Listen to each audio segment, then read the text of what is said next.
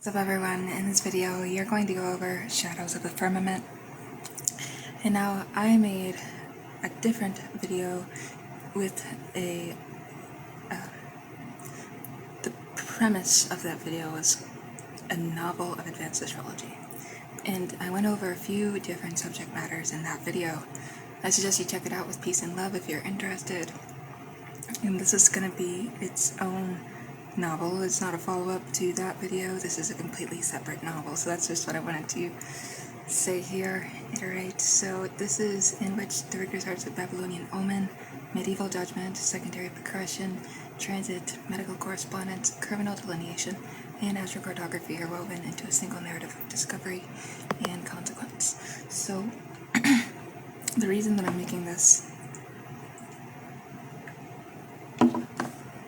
is because I really I enjoy astrology, and I want to give a quick shout out to Report Labs for helping craft this PDF. And here we see the prologue is the chart that would not lie, the tablets of a new Babylonian foundations, the medieval synthesis from tetrabiblos to Christian astrology, the geometry of aspect, orb application and separation, progression to soul's clock, transits to living sky, medical astrology, the body as microcosm, criminal astrology, shadow and judgment, astrocartography, lines of power on the earth, the synthesis when all techniques speak at once, and the epilogue is the responsibility of the reader, a fate. Alright, so now we'll begin with the prologue here. The chart that would not lie. So Dr. Myra Solian kept the birth data of the missing girl locked in a drawer that only she opened. 23 years, 4 months, 11 days earlier, at 3:17 a.m. local time, in a hospital whose coordinates she had verified 3 times against the original delivery records, a child had drawn first breath under a sky that would later refuse every conventional explanation. Myra had cast the radix 100 different ways: tropical, sidereal, whole sign, placidus, regiomontanus, and still the same configuration glared back at her. A nocturnal chart with Saturn rising in Capricorn, Moon in the 6th house, applying to a square of Mars, and the part of fortune in the 8th, conjunct the South Node. Most of her colleagues would have stopped at the psychological portrait, a soul predisposed to carry ancestral weight, to labor in silence, to meet crises through the body rather than the will. Myra did not stop. She progressed the chart. She directed it by stellar arc. She ran the primary directions of the medieval masters. She calculated the Babylonian lunar stations for the night of the disappearance, and then she drew the local space and astrocartography lines that crossed the continent where the girl had vanished. Every technique, ancient and modern, pointed to the same impossible conclusion. This is the story of how she learned to read what the sky had written, and of the price exacted by those who still believe the stars speak only in metaphor.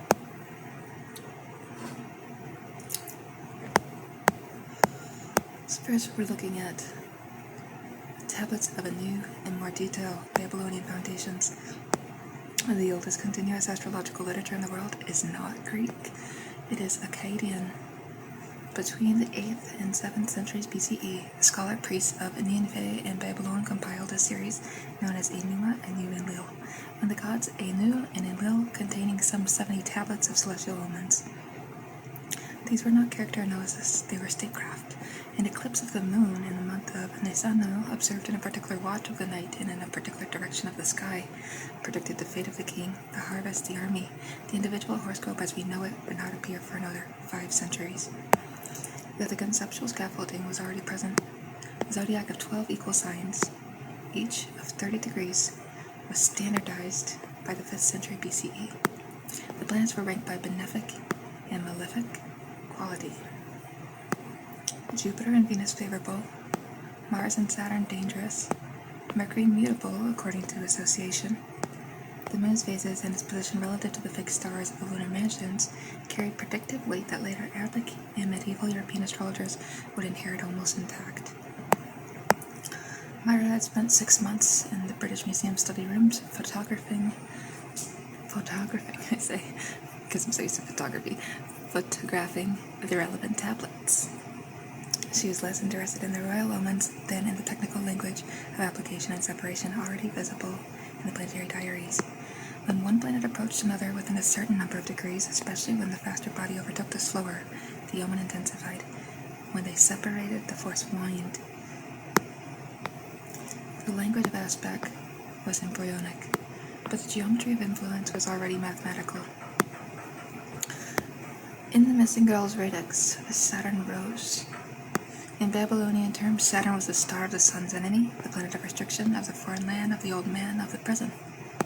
A nocturnal chart with Saturn angular was already a statement of gravity. When Myra calculated the lunar mansion occupied by the moon at the moment of disappearance, using the Babylonian system of 28 stations rather than the later Arabic manazil, she found the moon in a station traditionally associated with concealment and the crossing of boundaries. Coincidence was not proof of his direction of inquiry. Babylonian planetary periods, the years of each planet, remain useful in timing. Saturn's period of 30 years, Jupiter's of 12, Mars of 15, Venus of 8, Mercury of 20, and the luminaries of 19, Moon, and 120, Sun, provide a framework for secondary progressions and for the evaluation of maturity in a life. A planet's year marks the age at which its themes often crystallize. To medieval synthesis, from Tetrabiblos to Christian astrology. Claudius Ptolemy's Tetrabiblos remains the single most influential astrological treatise in the Western tradition. It is also systematically incomplete. Ptolemy rationalized the art under Aristotelian physics. The planets act through qualities of hot, cold, moist, and dry. The signs receive and transmit those qualities. The aspects are geometrical relationships that either harmonize or conflict according to the number of intervening signs. What Ptolemy did not provide, and what the medieval practitioners required, was a complete system of judgment for the individual nativity, for questions, horary, and for the election of favorable moments. That system arrived through the Arabic intermediaries, Masha'Allah, Abu Mashar al-Kabizi, and was Latinized in the 12th and 13th centuries. By the time William Lilly published Christian astrology in 1647, the art had become a precise forensic instrument. Houses were not merely psychological territories, they were domains of concrete life. The second house of movable goods, the seventh of open enemies and partners, the eighth of death and other people's money, the 12th of secret enemies, imprisonments, and self-undoing. Dignity and ability were quantified. Reception between planets could mitigate an otherwise violent aspect. The presence or absence of the moon's application to a significator could decide whether a matter would come to pass. I worked with Lily's method almost daily. For the missing girl, she cast a horary. Where is she, and is she alive? The question was radical, asked at a moment when Myra's own mind was clear and the chart radical by the classical tests. Ascendant not too early or late. Moon not void of course, etc. The significator of the missing person. The ruler of the first house, or of the seventh if the querent was a parent seeking a child, lay in the eighth house, querent, under the beams of the sun, and applying to a square of Saturn. Lily would have written she is in great danger, and the place is near water or a low dark location. The chart did not say she was dead, it said the situation was grave. Medieval technique insists on hierarchy.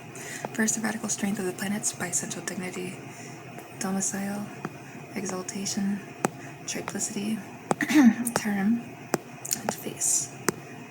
Then accidental dignity, angularity, direct motion, speed, freedom from combustion, then the aspects and applications. Only after the whole is weighed does a judgment issue. Myra had learned to distrust any modern interpretation that began with psychological keywords and never returned to the classical scaffolding. The geometry of aspect. An aspect is not a mood, it is a proportional relationship of celestial longitude. The major Ptolemaic aspects are the conjunction 0 degrees, sextile 60 degrees, square 90 degrees, trine 120 degrees, and opposition 180 degrees. Their power derives from the harmonic division of the circle and from the philosophical doctrine of affinity and antipathy.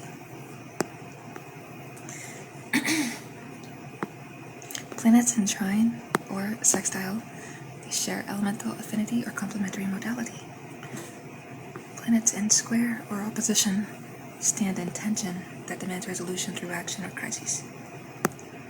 Orb is the allowance of degrees within which the aspect is considered operative. Traditional practice assigns larger orbs to the luminaries, up to 12 degrees through 15 degrees for the Sun and Moon in some authors, and smaller orbs to the planets 6 through 8 degrees for the superior planets, tighter for Mercury and Venus.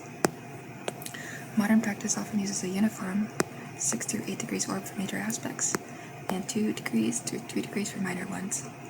Myra preferred the traditional variable orb, adjusted by the speed and dignity of the bodies involved.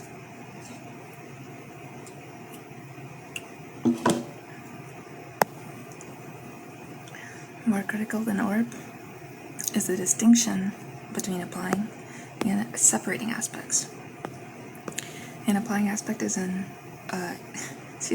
applying aspect is one in which the faster planet is moving toward exactitude. A separating aspect is one in which exactitude has already occurred and the bodies are moving apart. Applying aspects describe matters that are coming into being. Separating aspects describe matters that have already occurred or whose force is waning. In horary and in event charts, this distinction is decisive, and needlework colors the interpretation of how a configuration will unfold across a lifetime. In the girl's chart, the moon applied to a square of Mars within 3 degrees. Mars itself was separating from an opposition to Saturn. The sequence suggested an early life marked by a crisis of force, Moon-Mars, that would later be understood as the working out of a deeper structural tension, Mars-Saturn. When Myra progressed the chart to the date of disappearance, the progressed moon had reached the exact square of natal Mars. This guy had kept the appointment. Always note the planet of greater dignity in an aspect. A square from a dignified planet is less destructive than a trine from a planet in fall or detriment. Reception, when each planet occupies the dignity of the other, can convert an otherwise hostile aspect into a workable tension. Lack of reception in a hard aspect is a classical warning of difficulty without easy resolution. Progressions. Secondary progressions rest on a simple astronomical metaphor. 1 day after birth equals 1 year of life. The planetary positions on the 30th day after birth describe the 30th year of life. The method is not symbolic in the loose modern sense. It is a proportional mapping of the diurnal rhythm onto the annual rhythm, rooted in the same logic that makes the solar return a valid annual chart. The progressed moon is the most sensitive timer. It moves approximately 1 degree per month in the day for a year measure, completing a circuit of the chart in roughly 27 to 28 years. Its change of sign, its change of house, and its aspects to natal and progressed planets are distinct emotional and circumstantial chapters. Progressed luminations, especially the progressed new and full moons, function as internal turning points that often coincide with external shifts of direction. Solar arc directions offer a complementary clock. Every planet and angle is advanced by the same arc that the progressed sun has traveled since birth. The method is especially potent for outer planet contacts and for angular activations. When a solar arc planet reaches an angle, or a natal planet within a degree, the corresponding themes tend to manifest with unusual clarity. Myra calculated both systems for the year of the disappearance. The secondary progressed moon was exactly square natal Mars, and applying to the natal midheaven. Solar arc Mars had reached the natal descendant. Solar arc Saturn was within a degree of the natal IC. The picture was consistent,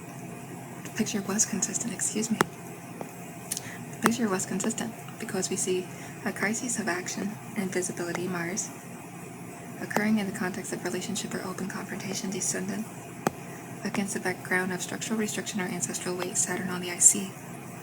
The grass chart did not describe a random event, it described the activation of the natal promise at its appointed time.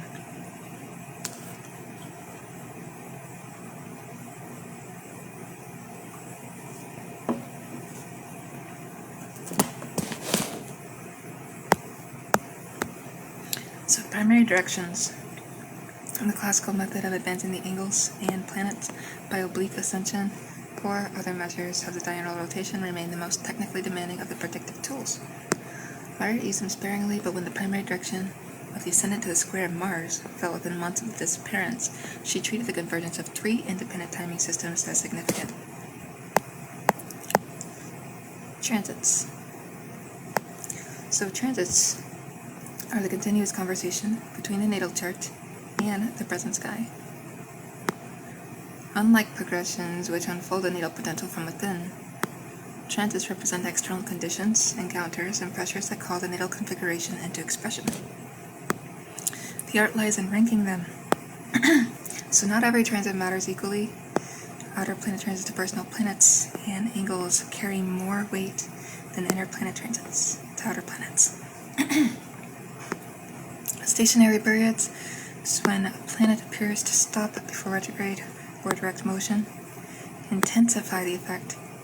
Returns of the outer planets to their natal positions mark generational and personal thresholds. Excuse me. In the months preceding the girl's disappearance, transit Pluto opposed her natal moon, while transit Uranus squared her natal sun. Transit Saturn crossed her natal ascendant.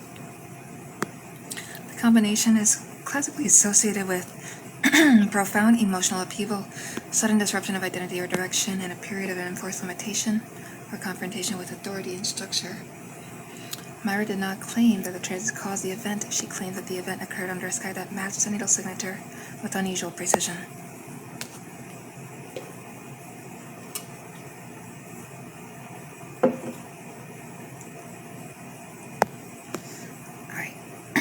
The medieval doctrine of profection provides an annual clock that can be combined with transits. Each year of life is assigned to a successive house and its ruler. The profection of the ascendant to a particular house activates that house's topics and the natal condition of its ruler.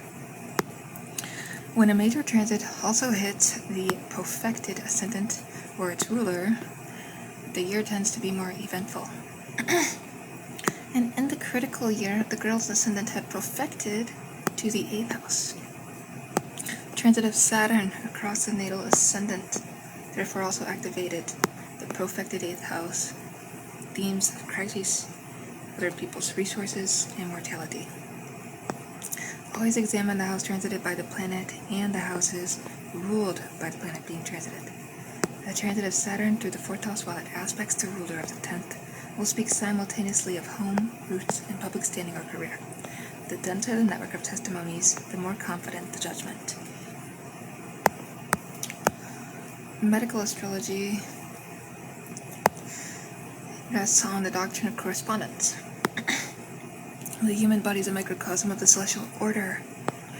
The signs rule anatomical regions: Aries the head, Taurus the neck and throat, Gemini the arms and lungs, and so on to Pisces the feet.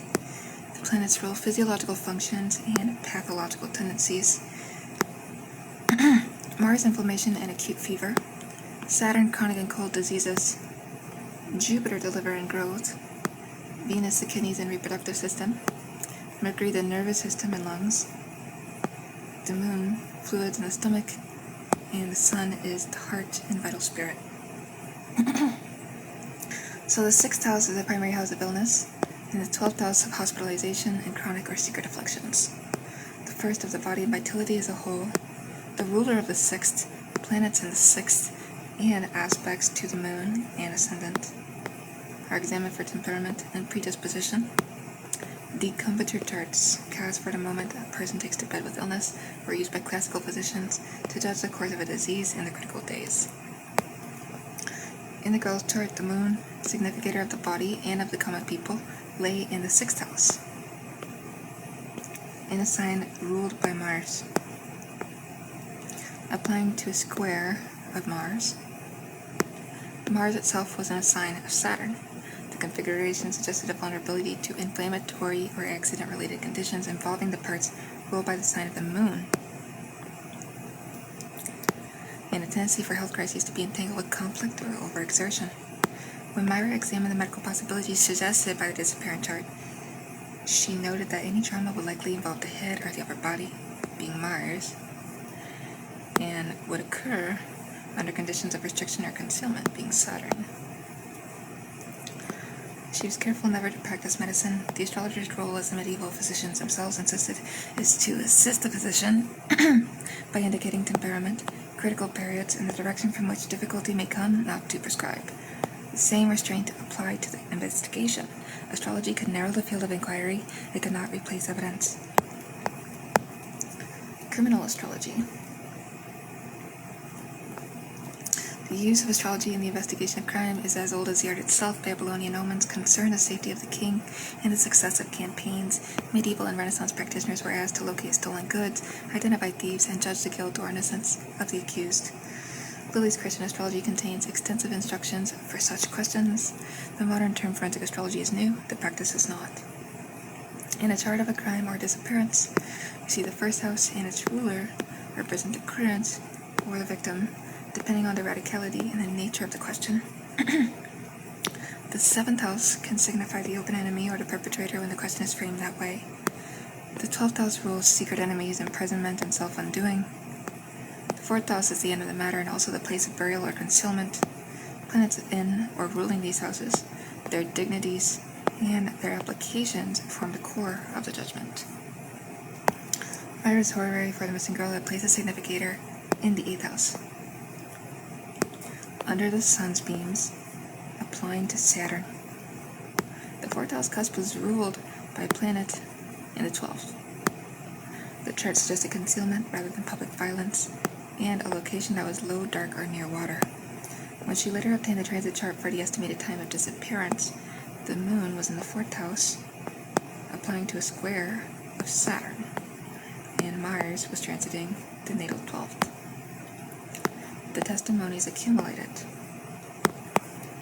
She never presented the charts as evidence in a legal sense. She presented them as a structured way of generating hypotheses that could be tested against physical investigation. The distinction was essential. Astrology that claims certainty where only probability exists becomes superstition. Astrology that refines the questions worth asking remains a tool of reason. Here we have astrocartography, lines of power on the earth, systematized. Excuse me.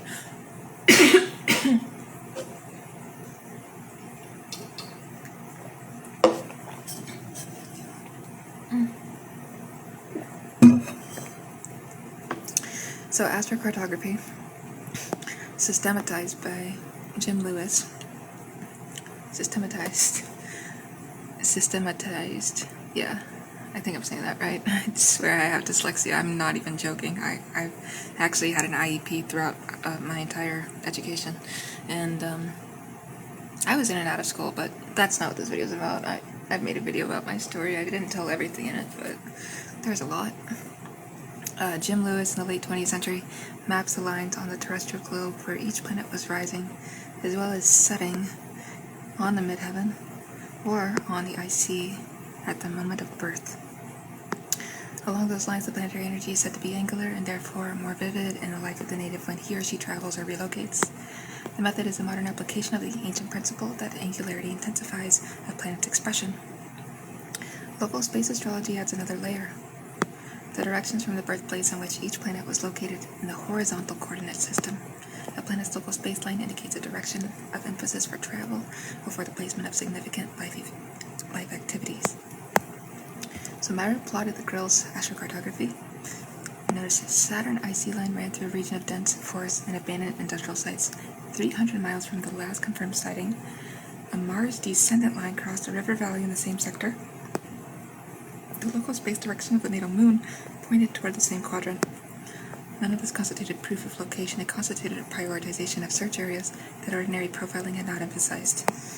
She sent the coordinates with a carefully worded caveat to the investigator who still returned her calls. 2 weeks later, a secondary search team found traces consistent with the girl's presence in a collapsed outbuilding near the Saturn line. The traces were old, the case remained open, but the map had narrowed the silence. So ACG, that's this for short. The lines are most reliable when confirmed by transits, progressions, or solar returns that activate the same planets. A Saturn line under a heavy Saturn transit or progression is more likely to manifest restriction or serious responsibility than the same line under like conditions. Context is everything. And the synthesis when all techniques speak at once. The power of traditional astrology lies on any single technique, but in the convergence of independent testimonies. When the natal promise, the progressive unfolding, the current transits, the annual perfection, the horary judgment, and the geographic lines all describe the same pattern. The astrologer is no longer guessing. She's reading a coherent text written in several scripts. For the missing girl, the text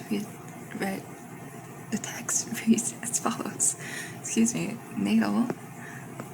Life structured by Saturnine weight, with vulnerability in the 6th house, and a Moon-Mars tension that would seek expression to crises. Progressed, we see the Moon arriving at the exact natal Mars square for time of disappearance. Solar arc activating the angles of relationship and roots. Pluto opposing the Moon. Uranus squaring the Sun. Saturn crossing the Ascendant. And perfection, the 8th house here. Horary significator in the 8th, applying to Saturn, 4th house testimony of concealment, and ACT Saturn and Mars lines converging on a specific terrain. Babylonian lunar station, a mention of boundaries and hidden things. No single testimony would have been sufficient. Together they form a probability high enough to act upon. Myra did not believe the stars compelled the events. She believed they described the conditions under which certain potentials become more likely, and that life is a continuous negotiation between natal predisposition, developmental timing, and the free or constrained choices of the native and those around her. The case was never fully resolved in the public record. The traces found near the Saturn line confirmed presence, but not fate. Myra closed the file with the same discipline she brought to every chart. The sky had spoken as clearly as it ever does. The rest belonged to the living, and to whatever justice the world could still assemble. Right, here is the epilogue here. The responsibility of the reader of fate. Astrology, practiced with rigor, is neither fortune-telling nor fatalism. It is a language for describing the qualitative structure of time and the predispositions of a life. The Babylonian Gnomon priest, the medieval physician-astrologer, the Renaissance horary practitioner, and the modern student of progressions and ACG all work with the same underlying premise, that the order visible in the sky is not alien to the order of human affairs. That premise carries responsibility. To read a chart is to hold a mirror up to possibility. The mirror can be used to illuminate or to terrify, to clarify choice or to close it down. Myra's rule, learned over decades, was simple. Never state as certain what the techniques only render probable. Never withhold a warning that the techniques render urgent. Never allow the client's fear or the astrologer's pride to distort the testimony of the figure. The missing girl's chart remained in the locked drawer. On the anniversary of the disappearance, Myra would take it out, recalculate the progressions, and sit with the silence. The stars had not lied. They had simply spoken in a language that required every tool she possessed, and still left the final sentence unfinished. The stars incline, they do not compel, yet the inclination clearly read is already a form of knowledge. This work is an original narrative synthesis of established astrological technique, drawn from Babylonian, Hellenistic, medieval, and modern sources. It is offered as literature and as a demonstration of method, not as a substitute for professional investigation, medical advice, or legal counsel. Thank you for watching this video with peace and love, and I'll see you in the next one. Piscean out.